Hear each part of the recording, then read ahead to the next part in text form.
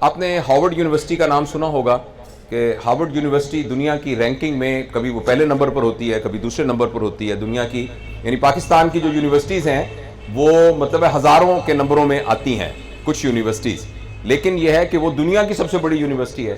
اس university میں ایک study ہوئی جس کو ہم کہتے ہیں طول العمر، یا جسے کہنا چاہیے لانگیٹیوڈنل ایک سٹڈی ہوئی، یعنی ایک تحقیق ہوئی جو کہ ابھی بھی جاری ہے، اور 76 سال ہو گئے ہیں کچھ عرصہ پہلے تک اس کی پوری تحقیق میں، جس میں وہ لوگ جو تحقیق کر رہے تھے وہ دنیا سے چلے گئے، پھر اور لوگوں نے اس ریسرچ کو آگے سے اس کو سنبھال لیا۔ اس میں صرف یہ دیکھا گیا کہ جو ہائی اچیور تھے، یعنی اس یونیورسٹی کے وہ لوگ تھے جو ٹاپ کرتے تھے، یعنی ہر سیشن کے 10 ٹاپ، وہ بہت بڑی یونیورسٹی ہے، ان سب کو انہوں نے آئندہ کی زندگی میں ٹریس کیا کہ زندگی میں آگے جا کے انہوں نے کیا کیا۔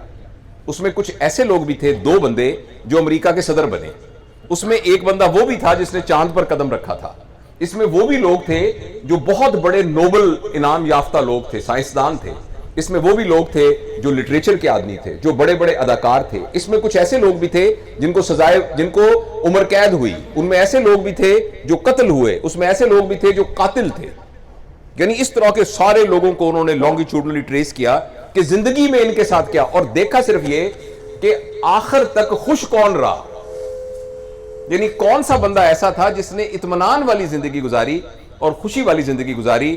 آپ حیران ہوں گے، اس میں بالکل یہ سٹڈی کا یہ نتیجہ نہیں نکلا کہ جو امریکہ کا صدر بنا وہ خوش رہا، اس میں یہ نتیجہ بالکل نہیں نکلا کہ جس کے پرائیویٹ جیٹ جہاز تھے وہ خوش رہا، اس کا یہ بالکل نتیجہ نہیں نکلا کہ جو بہت بڑا سائنسدان، بہت بڑا عالم تھا وہ خوش رہا۔ ایک بات کامن رہی، جن لوگوں نے اپنے رشتے نبھائے وہ خوش رہے، جو اپنے رشتوں کو بچا سکے، اور اس کا ایک کرائیٹیریا انہوں نے یہ دیکھا کہ ہر شخص سے کی رائے اس کے سپاؤس، یعنی اگر وہ خاتون تھی تو اس کے خامد، اور اگر خامد تھا تو اس کی بیوی کے بارے میں اس کی رائے پوچھی۔ جس بندے کی کہ سپاؤس کی رائے اس کے بارے میں بالکل ٹھیک تھی، اس میں 95% چانس یہ تھا کہ اس نے اپنی زندگی خوش گزاری ہے۔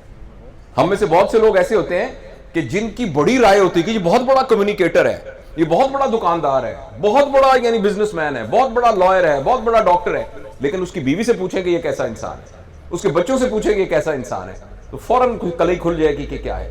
تو اس سٹڈی کے اندر انہوں نے کہا کہ جس شخص کی اس کی بیوی یا اس کے خامد اور اس کے بچے اور اس کے بہن بھائیوں کی طرف سے رائے اچھی تھی، اس بندے کا خوش ہونے اور کامیاب ہونے کے چانسز سب سے زیادہ تھے۔ تو اس لیے رشتوں کو نبھانا کہ جو لوگ اپنے رشتوں کو نبھا سکتے ہیں وہی لوگ ہیں جو کامیاب ہیں۔ اور دیکھیے معاشرے میں بھی جب تک رشتے نبھانے والے لوگ موجود ہوتے ہیں نا، رشتے نبھانے والے لوگ، اس وقت تک معاشرے کے اندر وہ گلو موجود ہوتی ہے، وہ گوند۔ دیکھیے میری عزت، جان، مال مجھے بہت عزیز ہے، آپ کی عزت، آپ کی جان مال بھی مجھے تقریباً اتنی ہی عزیز ہو جتنی میری اپنی عزیز ہے۔ اس کے لیے میرے اور آپ کے درمیان میں ایک گوند، ایک گلو کا ہونا ضروری ہے۔ اس گلو اور گوند کا نام رشتہ ہے۔ اگر ہمارے رشتے آپس میں مضبوط ہوں گے تو میں آپ کی عزت جان مال کا محافظ ہوں گا اور آپ میری عزت جان مال کی محافظ ہوں گے۔ اس لیے معاشرے کے اندر، اور یہ کچھ تھا، میں آپ میں سے بہت سارے لوگ مجھ سے چھوٹے ہیں، کچھ میری عمر کے بھی ہوں گے، میں نے 1990 میں، آپ نے میٹرک کیا تھا، میں نے 1990 میں FCPS کیا تھا، یعنی اپنی فیلوشپ کی تھی، تو ظاہر ہے میں آپ سے 76 میں نے میٹرک کیا تھا، تو 86 اور 4 یعنی 14 سال تو بڑا ہوں میں آپ کی کلاس سے، تو اور باقی جو کچھ میری عمر کے بھی ہوں گے، کچھ شاید کچھ تھوڑا بہت بڑے بھی ہوں، تو میں نے ماحول اپنی آنکھوں سے دیکھا ہے۔ مجھے یاد ہے میں ایک دفعہ سڑک پار کر رہا تھا، ملتان میں ہم رہتے تھے، تو ہمارے ماسٹر جمیل صاحب تھے، تو وہاں سے گزرے تو ایک دم ایک رکشے کے نیچے میں آنے لگا، لیکن میں بچ گیا، تو ایک دم وہ سائیکل سے اتر کے میرے منہ پہ تھپڑ مارا، اور تھپڑ مار کے تمہیں شرم نہیں آتی؟ ماں پیو تو کلا پتر ہے، تو سڑک دے وچ کیویں بھجا پھردا ہے، ہن تیری لت ٹوٹ جاندی، پھر کی ہویا، پھر کی ہوندا؟ اچھا میں روتا گھر آیا، اور آ کے میرے ابو نے کیا ہوا؟ میں نے کہا جی ماسٹر چاچا جی جمیل نے مجھے تھپڑ مارا ہے۔ وہ کسی اور اسکول میں ماسٹر تھے، تو چاچا جی جمیل کہتے تھے کہ چاچا جی جمیل نے میرے تھپڑ مارے ہے، تو کیا ہوا؟ میں نے بتایا، تو ایک دم میرے والد صاحب نے آگے سے پتہ کیا کہا مجھے؟ جنرلی باپ کو کیا کہنا چاہیے کہ میرے بیٹے کو تھپڑ کیوں مارا ہے؟ انہوں نے کہا چنگا کیتا، انہوں نے بالکل چنگا کیتا، بالکل چنگا کیتا۔ تھوڑی دیر میں عصر کی نماز ہوئی تو ماسٹر جمیل دروازہ کھڑکڑایا، pain it was enough permission to enter into the home، کسی کے گھر میں داخل ہونے کے لیے یہ اجازت کافی تھی۔ پین اس کا مطلب ہے کہ جو خواتین ہیں وہ پردہ وردہ کر لیں، اور پین کہہ کے وہ اندر آ جاتے تھے۔ تو آئے تو آ کے کہنے لگے، یار اپنا اقبال صاحب وہ میں منڈے دے نال غلطی کر بیٹھا ہے, میں بڑا افسوس ہوا. انہوں نے کہا نہیں نہیں نہیں, چنگا کیتا تسی, چنگا کیتا. تو یہ جہاں دو مارنیاں سی, آپ صحیح کہہ رہے ہیں. تو میں عرض کرنا چاہتا ہوں یہ محبتیں یہاں موجود تھی, یہ اونرشپ موجود تھی, یہ ہم لوگوں کا تعلق اس معاشرے میں موجود تھا. جو چیز موجود ہے اور نہیں ہے وہ دوبارہ بھی آ سکتی ہے. میں آپ کو یقین دلاؤں کہ وہ دوبارہ بھی آ سکتی ہے. میں اور آپ اگر فیصلہ کریں, ہم دوبارہ اپنے اندر وہ رشتوں کو قائم کر سکتے ہیں, ان محبتوں کو قائم کر سکتے ہیں, اس اونرشپ کو قائم کر سکتے ہیں, اس اخلاقیات کو قائم کر سکتے ہیں جو کہ معاشرے کو بچاتی ہیں. تو انشاءاللہ العزیز اس طرح کی تقاریب ہوں گی, اس طریقے سے محبتیں ایک دوسرے کے ساتھ شیئر کریں گے تو انشاءاللہ وہ جو معاشرہ ہے وہ دوبارہ بن جائے گا. اور میں اس نتیجے پر پہنچا ہوں کہ حکومت کچھ کرتی ہے یا نہیں کرتی ہے, اور جو ہمارے مقتدر لوگ ہیں کچھ کرتے ہیں کہ نہیں کرتے ہیں. میری اور آپ کی بھی ایک حکومت ہے, میرا اور آپ کا ایک دائرہ اثر ہے, میرے اور آپ کا ایک زون آف انفلوئنس ہے. اگر آپ ایک دفتر کے ہیڈ ہیں تو اس دفتر میں کام کرنے والے سارے لوگ آپ کے زون آف انفلوئنس میں ہیں. اگر آپ ایک دکان اور ایک کاروبار چلاتے ہیں تو اس کاروبار میں رہنے والے سارے لوگ آپ کے زون آف انفلوئنس میں آتے ہیں.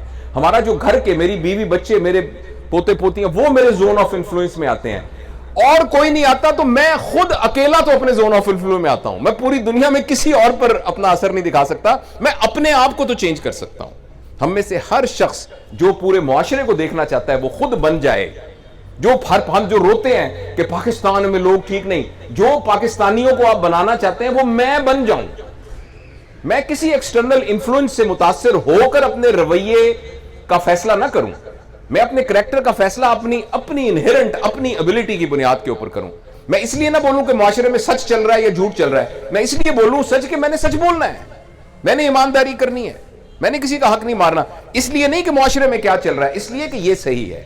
تو انشاءاللہ العزیز مجھے تو اللہ کی ذات سے, لوگ کہتے ہیں بڑی مایوسی ہو گئی, معاشرہ بڑا خراب ہو گیا, مجھے تو اللہ کی ذات سے بہت امید ہے کہ انشاءاللہ العزیز میں اور آپ اگر فیصلہ کر لیں گے کہ ہم نے اس دنیا میں جانے سے پہلے اس طرح کا انسان بن کے جانا ہے جو اللہ تعالی ہم سے توقع رکھتے ہیں, اور اس طرح کا انسان بننے جاتا ہوں جس طرح کا انسان بنانے کے لیے نبی کریم صلی اللہ علیہ وسلم دنیا میں تشریف لے کے آئے تھے.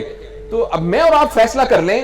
دیکھیں نا, ایک دکان ہے, اس دکان کا نام ہے برف کی دکان, اس میں جو بندہ بیٹھا ہے اس کا نام ہے برف والا. آپ اس کی دکان پہ جائیں گے, وہ آپ کو کیا دے گا؟ برف دے گا. اس کا تو نام ہی برف والا ہے.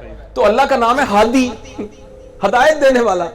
یہ کیسے ہو سکتا ہے کہ میں اور آپ فیصلہ کریں کہ ہم نے ہدایت حاصل کرنی, اللہ کہے میں آپ کو ہدایت نہیں دیتا. رکاوٹ اللہ کی طرف سے نہیں ہے, رکاوٹ ہمارے اپنی طرف سے ہے. ہم نے مانگا نہیں ہے ابھی تک.